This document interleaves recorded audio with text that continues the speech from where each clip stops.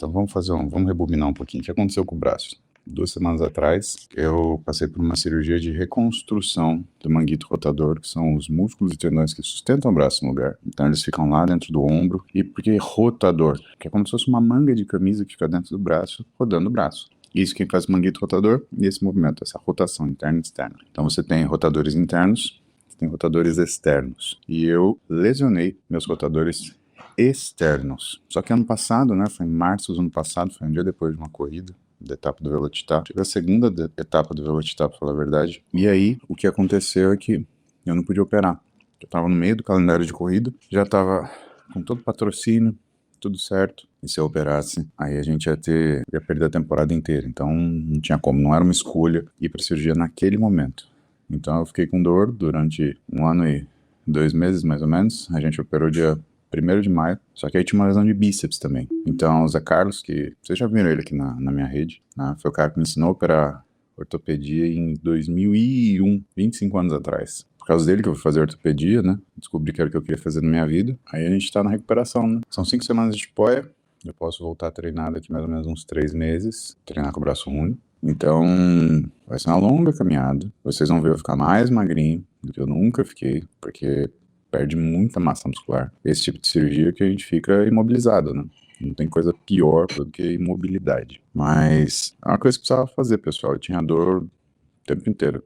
De manhã, à noite, meio da tarde. Eu tinha que me ajeitar para dormir de um jeito que meu braço ficasse numa certa posição. Eu precisava de 3, 4 travesseiros para conseguir me encaixar e ficar naquela posição. Então era muito perrengue, né? Agora, não vou mentir para vocês. Cirurgia de manguito, o pós-operatório é muito perrengue. É muito perrengue mesmo. É uma das cirurgias, eu acho, mais doloridas da ortopedia. E é um problema, né? Principalmente para dormir, porque dependendo da posição que você gosta de dormir, você não pode ficar, você tem que ficar com a tipoia.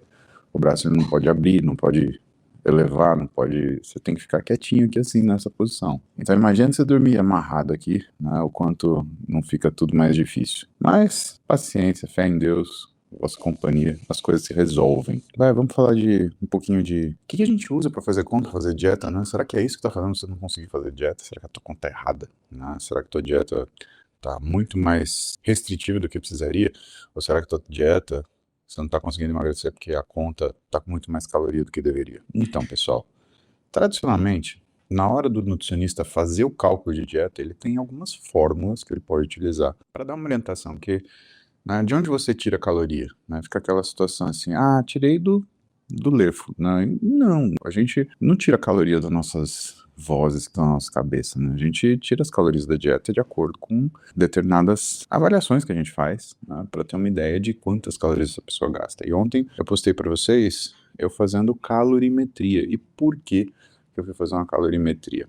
Bom, em primeiro lugar, porque eu estava sem treinar. E sem treinar, para quem treina, é uma adaptação muito complicada. O físico, ele sofre muito com a retirada do exercício, principalmente quando você tira de forma abrupta, né, por conta de uma cirurgia. E, de uma forma geral, né, toda cirurgia, toda reparação de tecido, ela leva a uma modificação do gasto calórico. Isso é uma coisa importante da gente saber. Então, eu tinha um grande problema pela frente. Né? Eu vou começar agora a treinar desse lado direito, que o lado esquerdo eu não posso, por 3 meses. E aí a dúvida é, será que eu tô gastando mais energia por causa da cirurgia? Ou será que eu tô gastando menos energia porque eu tô parado? Percebe? E para você acertar uma dieta, não é uma coisa que você... eu tenho um feeling, né? Tive uma visão, a sua aura está... Não é assim. O nutricionista, ele... Na nutrição esportiva, né, comumente, a gente usa 2 formas. Né? Você pode usar a Harris-Benedict, né, adaptada, ou a gente usa uma forma chamada forma de Cunningham,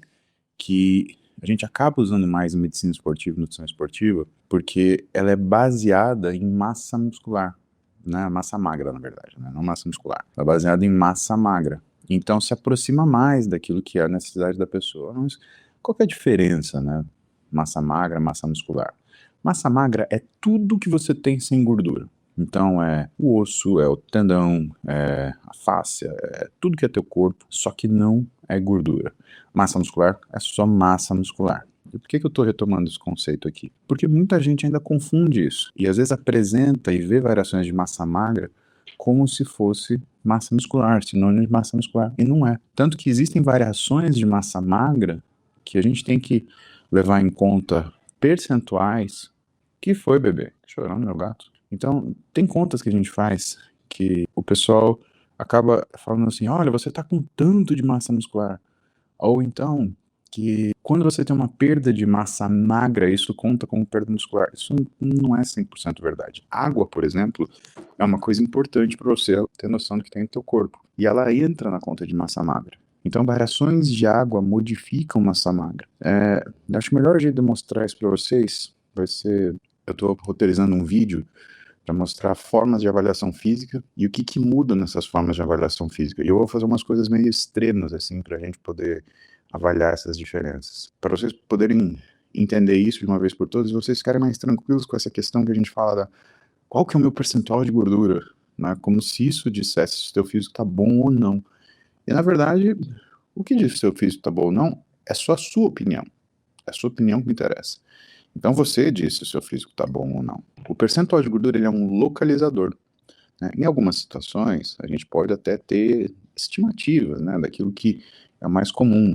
Então, dentro da população, no meu consultório, por exemplo, a gente tem alguns pontos de corte. A gente já passou de 23 mil pacientes, isso quer dizer que é uma amostra populacional importante, né? Então, a gente tem uma amostra da população, tem bastante gente, né? Tem 23 mil pessoas que fazem atividade física, que a gente consegue mostrar. Lá na clínica, a média do normal, entre 14% e 18% de gordura. Acima de 18% sobrepeso, acima de 25% obesidade.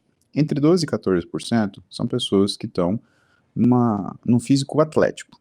E abaixo de 12 são as pessoas que estão no físico atlético, porém fitness, onde o exercício e a dieta elas têm o objetivo real de fazer com que você perca gordura e ganhe massa muscular e apresente um físico mais trabalhado. Só que o grande problema é que todos esses dados, né, eles são formas numéricas da gente transformar o corpo humano. Não necessariamente elas representam ou dizem aquilo que o corpo humano é. O corpo humano ele é o que ele é. A gente cria representações. Então, um corpo humano com tantos por cento de gordura, um corpo humano com tantos quilos de massa magra, um corpo humano com tanto de peso. A grande questão é que a gente acostumou a avaliar o corpo humano de acordo com peso, né? Por isso que as pessoas elas olham tanto peso, porque elas aprenderam na vida delas a olhar o físico delas como se fosse uma coisa relacionada somente, tão somente um balanço. Por isso que as pessoas falam, eu tô pesado demais, tô pesando, sei lá, 80 quilos, eu preciso chegar em 72. Ou então aquela menina que tá pesando 62, eu preciso chegar em 59. Então, a nossa representação visual do corpo humano, ela ficou muito ligada ao peso. É curioso isso. E eu comecei a parar para pensar isso, porque é importante que as pessoas tenham uma ideia geral da forma física delas. O ruim é quando elas ficam muito vidradas naquele número e elas colocam o número antes da aparência. E muitas vezes, pessoal, a gente tem que fazer essa pergunta para o paciente porque ele vai, de acordo com o tipo de avaliação dele, desprezar o que é a parte visual, o que é a forma física para atingir o peso. Então eu pergunto, você quer pesar quanto você quer ou você quer ter um físico bacana? Porque são coisas diferentes. Talvez, quando você esteja com excesso de peso, você até pode aproximar esse conceito onde o peso objetivado, ele terá uma aparência melhor. Porém, quando você já está num peso normal, quando você já está eutrófico entre os 14% e 18%, tem determinados objetivos de peso que são irreais. E que se você for buscar essa quantidade de peso, a única coisa que vai acontecer é que você vai gato no sofá. A única coisa que vai acontecer é que você vai ter um físico pior do que você poderia. E aí a gente vai para a programação da dieta dessa pessoa, né? E como é que funciona isso, né? Médico faz dieta, médico não faz dieta, nutricionista só faz dieta.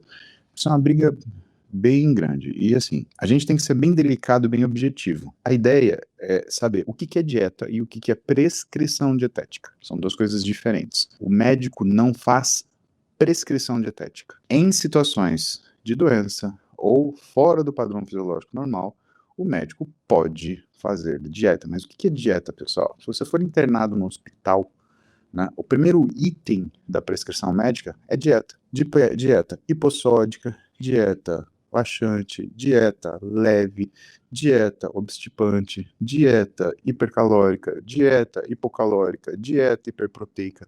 Isso é prescrever a dieta. Dentro disso, que é o que o médico faz, ou que, assim, deveria fazer. Dentro disso, o que pode acontecer é o médico prescrever proporções de dieta. Por exemplo, paciente renal crônico. O sujeito ele tem um consultório de nefro. Você vai encontrar, né, Pelo menos nos melhores trabalhos, você vai encontrar um nefro trabalhando com um nutricionista, tá? Então, nessas condições, precisa fazer uma dieta para esse paciente. O médico vai fazer a avaliação do paciente, vai ver os últimos exames, vai fazer toda a parte da triagem do risco de vida, de doença, de progressão de doença, de tratamento, e ele vai passar para o nutricionista já tudo mastigado, o que ele precisa fazer para ele trabalhar com segurança. Então ele vai entregar para aquele nutricionista a seguinte situação: olha, vamos fazer uma dieta para esse paciente, 1,2 gramas de proteína por quilograma de peso corporal, ou 0,8 gramas de proteína por quilograma de peso corporal. Vamos colocar 25 quilocalorias por quilograma de peso corporal.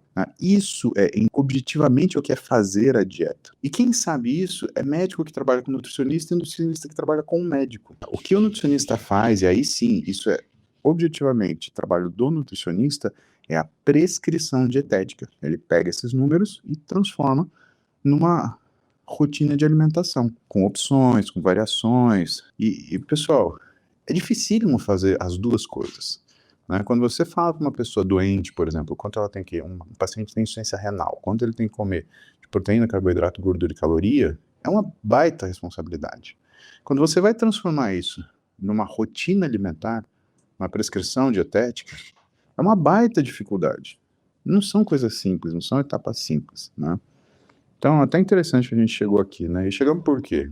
Porque eu tô recém-operado e eu preciso ajustar minha dieta. Só que como eu falei para vocês, tinha essa grande dúvida, e agora? Como é que eu ajusto minha dieta? Porque a minha velocidade metabólica pode estar ruim porque eu tô sem treinar. Ou então, a minha velocidade metabólica tá alta porque eu tô recuperando.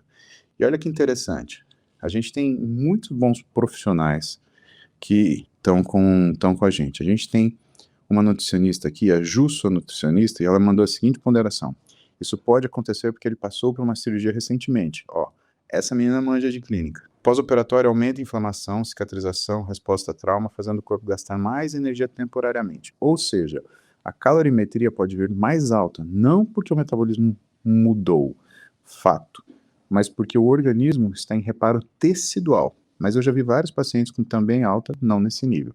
Então, Ju, tá certo, né? Realmente eu tô numa fase hipermetabólica, porque é uma cirurgia, por mais que não seja uma cirurgia muito extensa, é uma cirurgia que mexe muito, né? Eu tenho 5 buracos no meu osso, Zé Carlos meteu 5 pregos aqui no meu ombro, né? Um para pregar o bíceps e mais 4 para grudar meu manguito. Então você imagina uma cirurgia que pega osso, pega tendão e pega músculo, tudo ao mesmo tempo. Você imagina que não dói essa cirurgia. Então, eu tô aqui sentado conversando com vocês na força do café e da fé. Eu vejo esse pessoal, café com fulano, eu tô aqui com você, café com dor. É isso que tem no meu café hoje. Nem adoçante, é dor. Boa e velha dor. O que você tem, doutor? É dor. Muita dor. Tá, uma coisa tá foda. Mas, o que é muito importante da gente entender isso? Para você chegar num bom resultado, você precisa ter precisão. Então, se a gente fosse montar uma dieta clássica para mim hoje, só pensando assim, o Paulo vai voltar a treinar. O que ia dar de errado? Essa dieta ficaria hipocalórica. E ela ficaria hipocalórica porque quando você vai colocar a adição do treino, ele adiciona 20, 30%. Não falando assim, musculação 1 hora por dia, aeróbio mais 30 minutos, 1 hora, tá? Então, se a gente fosse colocar 2 horas de exercício por dia, 5, 6 vezes por semana, a gente colocaria aí mais 30% do valor energético total, ou do gasto energético total, que a gente chama de GET, ou JET, que a gente chama de JET. Só que, se não levar em conta a cirurgia, o que acontece? Eu vou estar desnutrido para a cirurgia, eu vou estar nutrido para o treino, mas desnutrido para a cirurgia. Aí você fala, mas aí você vai consumir calorias, você vai consumir 5.000 calorias, você não vai engordar? Provavelmente sim, né? Provavelmente sim.